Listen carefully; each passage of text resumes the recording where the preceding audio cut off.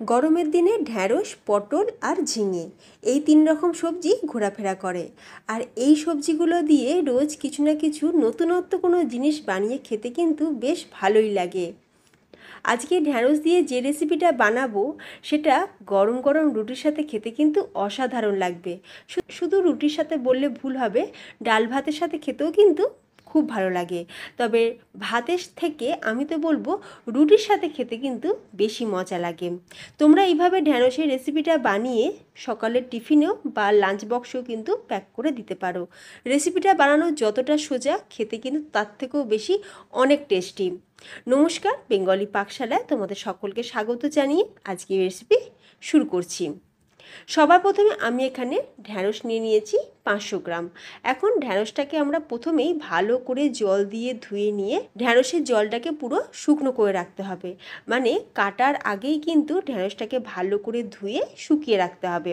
ঢ্যাঁড়সের গায়ে যদি জল থাকে তাহলে দেখবে ঢ্যাঁড়সটা ভাজতে খুব অসুবিধা হয়, কারণ ঢ্যাঁড়সের মধ্যে যে পিচ্ছির ব্যাপারটা থাকে সেটার জন্য আমাদের ভাজতে কিন্তু অসুবিধা হয়। তাই ঢ্যাঁড়স কাটার আগে অবশ্যই ভালো করে ধুয়ে ঢ্যাঁড়সটাকে শুকনো করে রাখতে হবে।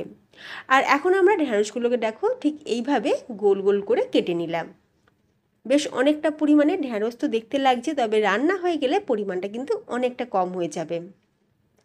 ঢ্যাঁড়সটা কাটা হয়ে গেছে। এখন গ্যাসের ওপর কড়াই বসিয়ে দিয়ে দিলাম সর্ষের তেল, বড় চামচে 3 চামচ। সর্ষের তেলটা খুব ভালোভাবে গরম হয়ে গেলে ঢ্যাঁড়সগুলোকে প্রথমে দিয়ে দেবো। দিয়ে এখন আমরা ঢ্যাঁড়সগুলোকে ভেজে নেব। একটু লাল লাল করেই ভেজে নিতে হবে। এই সময় আমি গ্যাসের ফ্লেমটা মিডিয়াম টু হাইতে রেখেছি। খুব ভালো করে ঢ্যাঁড়সগুলো যখন ভাজা হয়ে যাবে তখন কিন্তু আমি অ্যাড করব অল্প সামান্য লবণ আর অল্প সামান্য পরিমাণে একটু হলুদ। আমরা যদি ঢ্যাঁড়স দেওয়ার সাথে সাথে যদি আমরা লবণটা দিয়ে দিতাম তাহলে কিন্তু ঢ্যাঁড়স থেকে যে পিচ্ছিল ব্যাপারটা বা আঠাটা সেটা বেরিয়ে যেত, যার ফলে ভালোভাবে ভাজা যেত না। তাই বাড়িতে মাকেও দেখেছি যখনই ঢ্যাঁড়স রান্না করে ঢ্যাঁড়সটাকে আগে একটু ভেজে নেয়। যখন ঢ্যাঁড়সটা মোটামুটি ভাজা হয়ে যাবে নামানোর ঠিক আগে লবণটা দিতে হবে, তাহলে ঢ্যাঁড়স ভাজাটা খুব ভালো হবে। ঢ্যাঁড়সটা দেখো ভাজা হয়ে গেছে, লাল লাল করে ভেজে নিয়েছি, তারপর তুলে রেখে দিয়েছি। তারপর ওই কড়াইতে দিয়ে দিলাম আরও 3 টেবিল চামচ সর্ষের তেল। তেলটা ভালোভাবে গরম হয়ে যেতে ফোড়নে দিয়ে দিচ্ছি হাফ চা চামচ গোটা জিরে।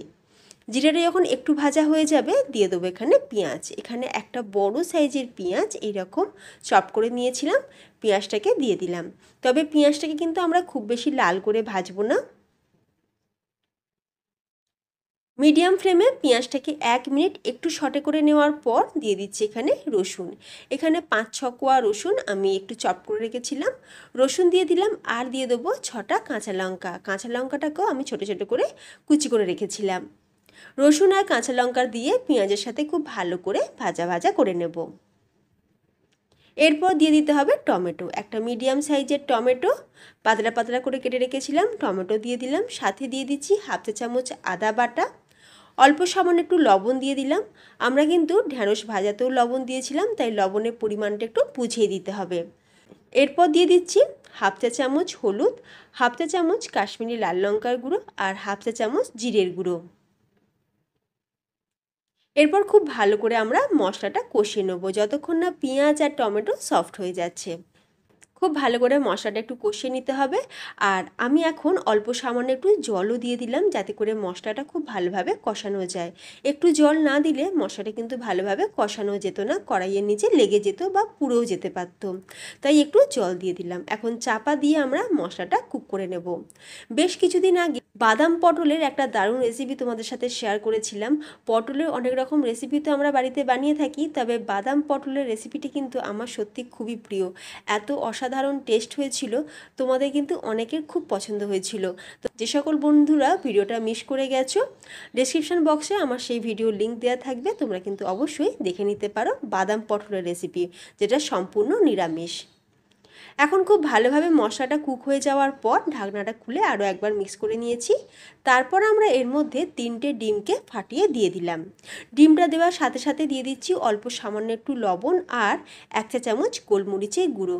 গোলমরিচের গুঁড়োটা কিন্তু অবশ্যই দেওয়ার চেষ্টা করবে, তাতে করে এই রেসিপির টেস্ট কিন্তু খুব ভালো আসবে। এখন আমরা ডিমটাকে খুব ভালো করে ফ্রাই করে নেব। ঠিক যেরকম আমরা বাড়িতে ডিমের ভুর্জি বানাই সেই মতন ডিমটাকে খুব ভালো করে ভেজে নিতে হবে। গ্যাসের ফ্লেমটা লো টু মিডিয়ামে রেখেছি। আস্তে আস্তে দেখো ডিমটা কিন্তু বেশ আমাদের ভাজা ভাজা হয়ে গেছে। ডিমের দেখো বড় টুকরো কিন্তু নেই, বড় টুকরো থাকলে কিন্তু খুব একটা খেতে ভালো লাগবে না। ডিমটাকে এরকম ভুজির মতন করে বানিয়ে নিতে হবে। তারপর আমরা দিয়ে দেবো এখানে ভেজে রাখা ঢ্যাঁড়স। ঢ্যাঁড়স দিয়ে একবার খুব ভালো করে মিক্স করে নেব। আর এই সময় কিন্তু আমরা গ্যাসের ফ্লেমটা একদম হাই ফ্লেমে করে দেব। হাই ফ্লেমে আমরা ঢ্যাঁড়সটাকে ডিমের সাথে খুব ভালো করে মিক্স করব। খুব ভালো করে মিক্স করে নিয়েছি। আমাদের ঢ্যাঁড়সের রেসিপিটা কিন্তু আমাদের তৈরি। তবে নামানোর আগে আমি অল্প সামান্য একটুখানি পাতিলেবুর রস ওপর থেকে একটু ছড়িয়ে দিচ্ছি। তোমরা চাইলে কিন্তু নাও দিতে পারো। আর তোমরা চাইলে এর মধ্যে একটু ধনেপাতাও কিন্তু দিতে পারো। তবে আজকে আমার হাতের সামনে ধনেপাতাটা ছিল না, সেই জন্য আমি ব্যবহার করলাম না। তোমরা চাইলে অল্প সামান্য কুচনো ধনেপাতাও কিন্তু অ্যাড করে দিতে পারো। লেবুর রসটা দিয়ে খুব ভালো করে মিক্স করে নিলাম। তো ঢ্যাঁড়সের রেসিপিটি কিন্তু আমাদের একদম রেডি। গরম গরম ঢ্যাঁড়সে এইরকম রেসিপি থাকলে দুটো রুটির জায়গায় কিন্তু 4টে রুটি খেতে বাধ্য হবে। রোজ সকালে জলখাবারে কী বানাবে চিন্তা না করে ঢ্যাঁড়সের এই রেসিপিটা ঝটপট বানিয়ে নিতে পারো। শুধু সকাল বলে না, রাতে ডিনারও কিন্তু বানিয়ে খেতে পারো। অসাধারণ স্বাদ, একদম সহজ সিম্পল ঢ্যাঁড়সের এই রেসিপিটা তোমাদের কেমন লাগলো অবশ্যই আমাকে কমেন্টে জানিও। রেসিপিটা ভালো লাগলে বাড়িতে একবার ট্রাই করে দেখো। আশা করি পরিবারের সকলে কিন্তু খুবই ভালো লাগবে। যে সকল বন্ধুরা আমার চ্যানেলে নতুন ভিডিও দেখছো তোমাদের কাছে রিকোয়েস্ট রইল প্লিজ চ্যানেলটি সাবস্ক্রাইব করে পাশে থাকা বেল আইকন প্রেস করে রাখবে। তাহলে ফ্রেন্ডস আজ আসি, দেখা হবে নতুন কোনো রেসিপির সাথে। ধন্যবাদ।